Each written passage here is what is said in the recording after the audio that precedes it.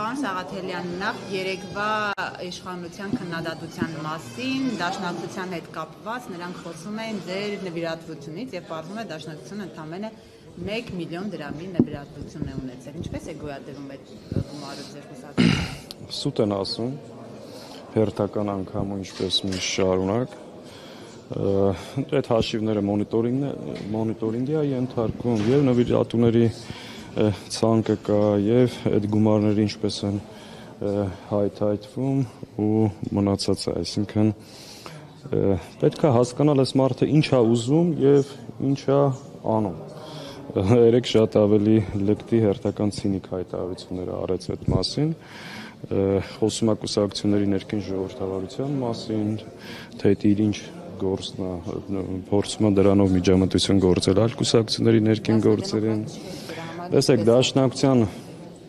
պես ներքին ժողովրդավարություն ունեցող կուսակցություն ոչ միայն Հայաստանում, այլ աշխարհում քիչ կա։ 135 տարի կուսակցության ներքին ժողովրդավարությունը այն մակարդակի է։ Դուք տեսել եք, ասենք իրանց մոտ են առաջնորդներ, շեֆեր, մեկ անձի իշխանություն։ Այս կուսակցության ամենամեծ առավելություններից մեկը հենց իր ներքին ժողովրդավարությունն է։ Մեր ժողովները ոչ թե փակ են, այլ ժողովները շոու չեն։ Այդ ժողովներում իրականում քննարկվում են մեր հարցերը, խնդիրները, մեր երկրին ապագային վերաբերվող վեր են հանվում, ծրագիր է մշակվում, այսինքն մեկ մարդու շնորհանդես չի, հետևաբար դրա համար են մեր ժողովները փակ տեղ ունենում ու ամեն անգամ խոսել ենք եւ բացատրել ենք այդ մասին։ Պետք է հասկանալ այս հարցի, բայց իրականում խորքը ինչա կատարվում։ Գոյություն ունի ապազգային, անհայրենիք, անսրբություն, հայկական ինքնության դեմ պայքարող մի իշխանություն, իշխանության մեջ գտնվող մի ուժ, որը այդ է իր գաղափարախոսությունը եւ դրա հակառակը կա դաշնակցությունը, իբրև ազգային կուսակցություն, համայնքական կուսակցություն, իր ինքնության համար, իր ժողովրդի իրավունքների համար,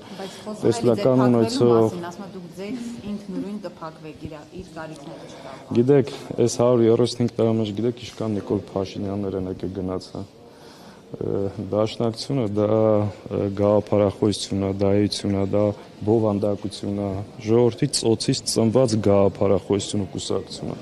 Թող մի օր իշխանության չլինեն, կտեսնեն քանի օր կդիմանան։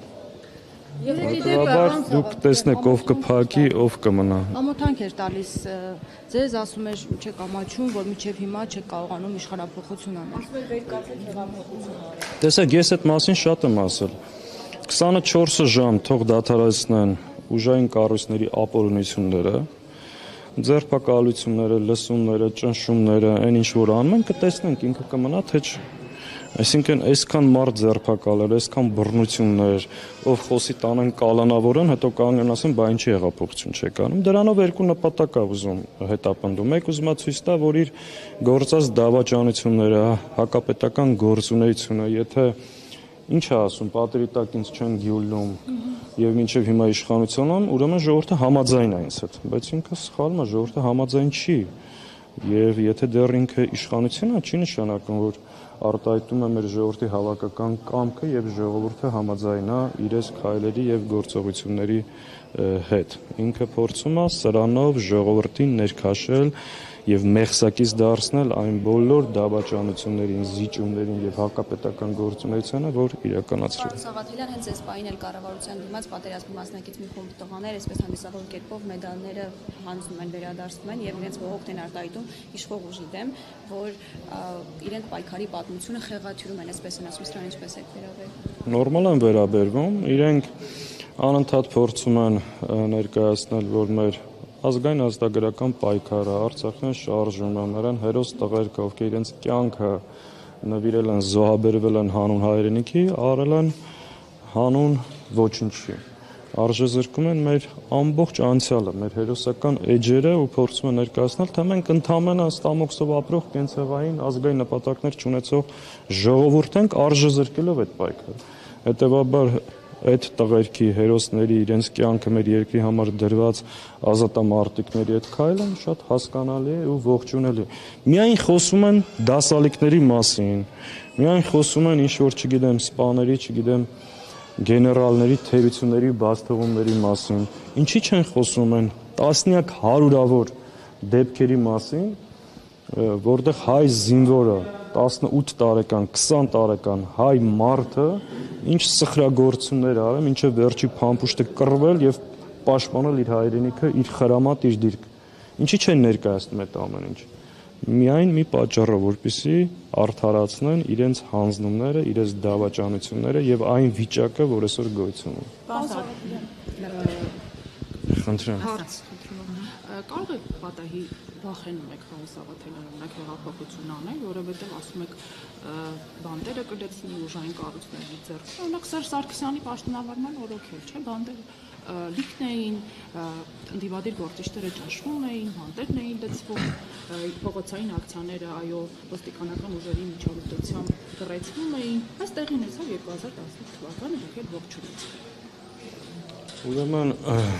վախենալու մասին այդ հարցը տվեք նրանց, ովքեր այս 5 տարվա ընթացքում չեն արել այդ ամեն ինչը եւ առաջին գծում ու առաջին շարքում չեն պայքարել այս իշխանությունների դեմ։ Վախեցողը չէր պայքարի, բազմաթիվ քրեական գործերի միջով անցել ենք, ես ասել եմ նախորդ 5 տարվա մեջ չի եղել մի օր, որ մի քանի դաշնակցական բանտում չլինի։ Ընդ որում ձեր Նիկոլ Փաշինյանը, որ շատ հաճախ ասում է որ չեն պայքարում, այո, այս ընդդիմությունը ձեր Նիկոլ Փաշինյանը ինքը իմ համար երբեք վարչապետ չի եղել, չի էլ լինելու, մի խանգարեք։ Ուրեմն, երբ որ շարունակ ինքը պնդում է, որ այս ընդդիմությունը իմ համար գանձ է, շատ հարմար ընդդիմություն է, բայց գանձին ինչի անընդհատ ձերբակալում, ինչ են այդքան դաշնակցականներ նախորդ 4 տարվա ընթացքում շարունակ հայտնվում կեղծ շինծու մեղադրանքներով բանտերում ու նաև այս պահին, այս դրությամբ։ Նախորդ իշխանությունների ժամանակ ամեն ինչ լսել եք մի անգամ ասած լինենք եղել է 100%, լավ, հրաշալի, բայց նախորդ իշխանությունները սրբազան չեն ձերբակալել, նախորդ իշխանությունները ազգային բարերար չեն ձերբակալել, նախորդ իշխանությունները մարդու պարզ դիրքորոշման համար այս ապօրինությունները չեն արել։ Հետևաբար ձեր համեմատությունը անտեղին է եւ կապ չունի մեկի հետ։ Կարակե պարոն Սաղաթելյան, սրբազանները չեն առածել նախր փողոցով իշխանափոխության ճանապարհը ձեր համար։ Երբեք մեր համար այդ ճանապարհը փակված չի եւ երբեք չի կարող փակված լինել։ Ես չեմ բացառում իրավիճակ, երբ որ փորձենք նաեւ այդ ճանապարհով խնդիրը լուծել։ Այդ հարցը մենք եթե այդքան վատ է ինչու փողոց չեք հանում, թե հարմարվել է։ Գիտեք, 4 տարվա, տեսեք, պատերազմից հետո հայրենիքի փրկության շարժում 5-6 ամիս, այն որ անընդհատ ինքը ծանր է տանում Բաղրամյանը փակել է, մաղալ, այդ մաղալներ ինքն է արել։ Բաղրամյանն ու Դեմիրճյան փողոցները 3-4 ամիս փակեր, մարդիկ իրենց բողոքն ու աննազանությունն էին արտահայտում։ Դիմադրության շարժում, սրբազան շարժում, Արցախի հայաթափման օրերին, այսինքն տասնյակ հազար մարդիկ դուրս են եկել փողոց եւ պայքարել են եւ ամեն անգամ ավելի շատ մարդ է դուրս եկել, քան դրանից առաջ։ Հետևաբար ցույց տալ, որ ժողովուրդը համակերպված է, հաշտ է եւ նախորդ տարիներին պայքար չի եղել, ինքը կեղծում է ու նաեւ սրան այս ջրաղացին ջուր են լցում նաեւ այսպես ասած որոշ ընդդիմադիրներ։ Փաստ է, չէ, որ 4 տարի երկրում ներքին կայունության ըմբոստության խնդիր է եղել։ Ինչն է խնդիրը, համակերպվել եք, թե դեր ասած բանտերից եք։ Գիտեք, ամեն, այսպես պատասխանեմ, ամեն շարժումից հետո ասել եմ վերջացավ, սրանից հետո մարդ դուրս չի գա ու դուրս է եկել ավելի շատ։ Այսքան էս բան կարող եմ ասել։ Սաղաթելյան, այսօր երեկոյան չէ, այս նիստից ավարտից հետո արտահերթ են նշանակել եւ հայտարարության նախագիծ են ընդունում Ադրբեջանի եւ Հայաստանի միջև հաստատված խաղաղության մասին։ Նախ ուզում եմ իմանալ մասնակցելու է Հայաստան խմբակցությունը այդ օրակարգով արտահերթին եւ եթե ոչ, ինչու չեք մասնակցում, որպեսզի դուք էլ աջակցություն հայտնեք։ Քիչ հետո խմբակցությունը հանդես կգա հայտարարությամբ, որտեղ հայտարարել են, որ չենք մասնակցելու այդ նիստին, պարզաբանեմ ինչու։ Նախ ակնհայտ դարձավ այսօր, թե ինչու են արտահերթ նիստ հրավիրում այս նախագծը, որովհետև քիչ առաջ Նիկոլ Փաշինյանը Ալիևի հետ Կոպենհագենում հանդիպում ուներ եւ այդ հանդիպումից առաջ հերթական անգամ ուզում էր դուր գալ Ալիևին,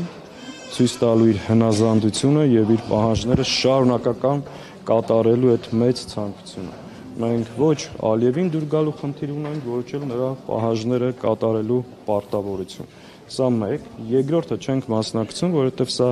բացառապես ԿՊ-ի տեսակետն է եւ կապ չունի ոչ մեր ժողովրդի, ոչ էլ Հայաստանի Հանրապետության կամքի եւ հավաքական շահերի հետ։ Սա ԿՊ-ի ԿՊ կուսակցության նախագիծն է եւ չի կարող մենք այդ քննարկմանը չենք կարող որևէ կերպ մասնակից լինել։ Իսկ ինչ վերաբերում է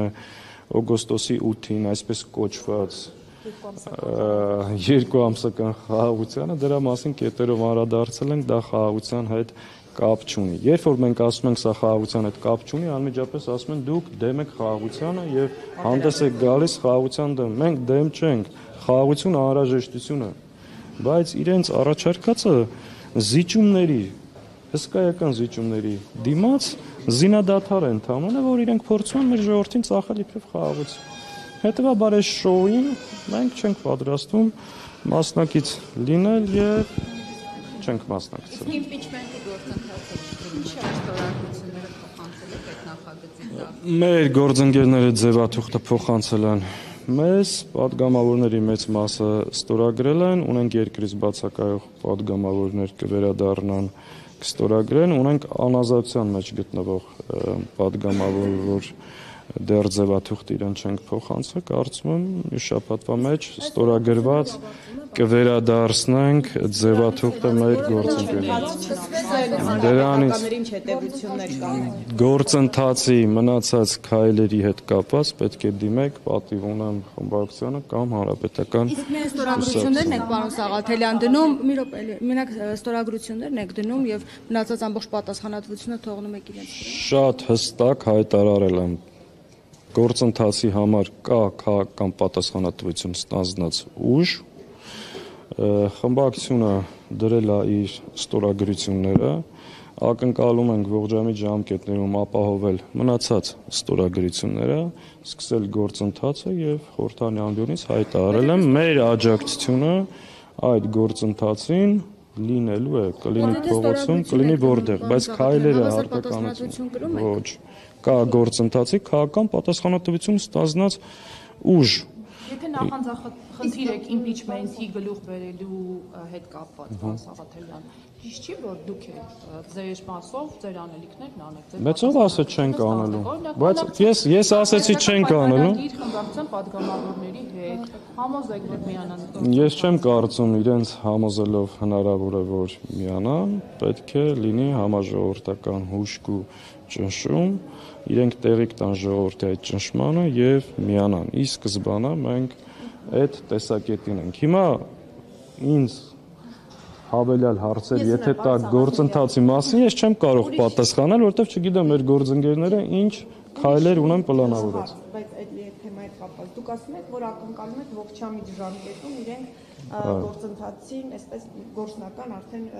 փուլ մտնի նաև այդ մյուս լրացնելու հետ կապված։ Եթե օրինակ այդ ողջամիտ ժամկետները նախ ինչքան են, օրինակ ինչքան դուք կսպասեք եւ եթե ինչ-որ X ժամկետ հետո, որը դուք կհամարեք ողջամիտ, տեսնեք, որ նույն տեղում է process-ը, հետ կվերցնեք ստորագրությունները։ Գիտեք, ստորագրությունները հետ վերցնելու եւ այլի բանի մասին չի խոսքը։ Խոսքը հետեւյալի մասին է, որ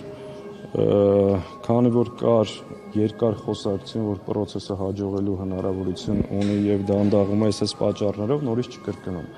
Ողջամտությունը ու տրամաբանությունը հուշում է, որ այս process-ը պետքա երկար դարակում չմնա այդ փաստաթղթերը եւ պետքա տեղի ունենա գործընթաց։ Մենք այդ ակնկալիք ունենք ու այդ իմաստով ակնկալում ենք այդ ժամկետների հարց։ Իսկ եթե մնա երկար դարակում, ինչ հետևություն կանեք։ Խոսենք, այն ժամանակ խոսենք, հիմա հույս ունենք, որ այդպես չի լինի։ Պարոն Սաղաթելյան, դուք կիսում եք նախագահ Քոչարյանի ավելի վաղ արած արտահայտությունը ձևակերպումը, որ սա իրականում ֆիկտիվ գործընթաց է, թե ձևակերպումը իր փոքրինչ այլ է, բայց տրամաբանությունը Եթե ձևակերպումը փոքրինչ եթե ձևակերպումը փոքրինչ այլ էր, դուք ինչ եք այլ կերպ ձևակերպում։ Իմաստը ես Ռոբերտ Քոչարյանը չի ասել ֆիկտիվ գործընթաց է։ Շատ հստակ ասել է, որ այդ հաջողության հասնելու համար պետքա պայմաններ լինի, պետքա այդ հնարավորությունը լինի եւ ճիշտ է ասում, ես էլ եմ երկրորդում, այն ինչ որ ասել է այդ իմաստով։ Բայց խնդրում եմ մի փոխեք բովանդակությունը, որ ինքը ասել է ֆիկտիվ։ Ֆիկտիվ չի ասել, այլ բան ասել։ Սաղաթելյա նաև 44 օրյա պատերազմի Ախր տրամաբանությունը դուք հիմա ինչ եք մեկնաբանում մի բան, որ ինքը ամենևին ասել է մեկ այլ բան։ Այդպես չի ասել։ Սաղաթելյան, համարում եք այս գործընթացը նախորդ շաբաթ հրավիրված լսումները եւ դրան հաջորդելիք զարգացումները, որոնք տեղի չունեն։ Իմպիչմենթի գործընթացը այս փուլում, երբ որ չկա փողոցում շարժում, ինչպես դուք եք ասում, ֆիկտիվ չի արդյոք։ Սկզբից պետք է փողոցը գեներացվի, հետո իմպիչմենթի գործընթացը ներթափանցի։ Ես այդ մասին շատ հստակ հայտարարել եմ ազգային ժողովի ամբիոնից բազմաթիվ անգամ, նոր բան չունեմ ստեղ ավելացնելու։ Անշուշտ նաև հեղինակներն են դա ասել, process-ը կհաջողի բացառապես այն դեպքում, երբ որ լինի հուժկու համաժողովրդական կազմակերպված շարժում։ 44 օրյա պատերազմի հանգամանքները քննող հանձնաժողովը արդեն իսկ զեկույցը պատրաստ է հանձնել ազգային ժողովի նախագահին, քննարկում է նիստերի օրակարգ բերվի թե ոչ կամ լսումներ կազմակերպվի ամեն դեպքում։ Դուք առասարակ ինչ սպասումներ ունեք, որովհետև մինչև այդ հանձնաժողովի ձևավորվելը մեծ ակնկալիքներ էր ձևավորվում հասարակության մեջ, որ մեծ բացահայտումներ է լինելու, վերջ է դրվելու հարցերին, բայց հիմա եզրակացությունը պատրաստ է, առանձնապես զեկույցը պատրաստ է, բայց առանձնապես չենք տեսնում ոգևորվածություն։ Կարող ենք ենթադրել, որ բացահայտումներ չեն եղել, այն ակնկալիքները, որ կային չի։ Գիտեք, այս նույն ակնկալիքը իրենք ձևավորեցին 16 թվականի ապրիլյան պատերազմի հետ կապված, հիշում վերջում իրականում որևէ բան չկարողացան ապացուցել։ Մենք ի սկզբանե ասել ենք եւ աշխատանքներին չենք մասնակցել պարզ պատճառաբանությամբ։ Հանցագործները չեն կարող քննել իրենց հանցանքները։ Անշուշտ պետքա պատերազմի բոլոր հանգամանքները քննվի մանրակրկիտ եւ ամբողջությամբ, բայց ոչ այս իշխանության կողմից, որտեղ մենք չենք պատկերացնում ոնց կարող է Անդրանիկ Քոչարյանը քննել Նիկոլ Փաշինյանի գործունեությունը, այսինքն իրենց հանցանքները չեն կարող քննել եւ բացահայտեն։ Պատերազմի հանգամանքները ամբողջությամբ ուսումնասիրվելու է, դրան ամբողջական գնահատական տրվելու է իշխանապողությունից հետո։ Հետևաբար սա ինչ որ անում են, դրա մասին չի։ Բացառում եք, որ բացահայտումներ լինեն եւ հաջորդի քրեական գործեր։ Ես իրանց հետ կապված ոչ մի բան չեմ բացառում, իրանք ամեն ինչին տուն